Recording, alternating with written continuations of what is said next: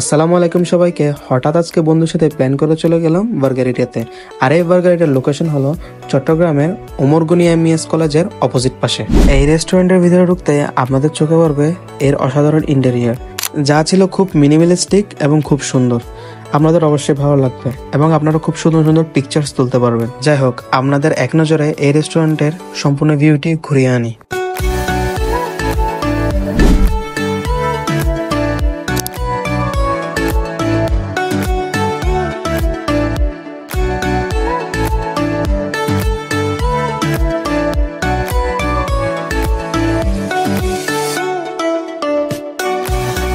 বলতে গেলে এই রেস্টুরেন্টটি একটি বাজেট ফ্রেন্ডলি রেস্টুরেন্ট।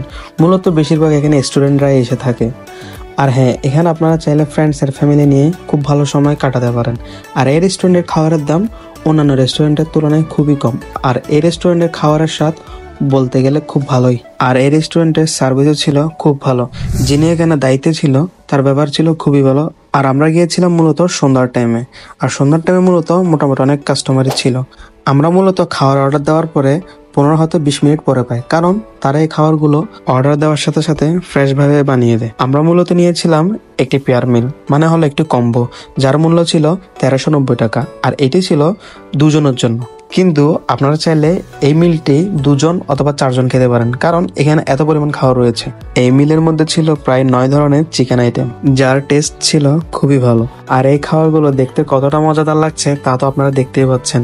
যাই হোক, এখন এই খাবারগুলো খাওয়া যাক এবং খাবারগুলো কেমন স্বাদ আপনাদের বলা যাক। খাবারগুলো স্বাদ ছিল খুবই ভালো আর খেতেও ছিল খুব ফ্রেশ। আর হ্যাঁ, আপনাদের যেটা বলেছিলাম শুরুতে, এই খাবারটি মূলত 2 থেকে 4 জন খেতে পারবেন।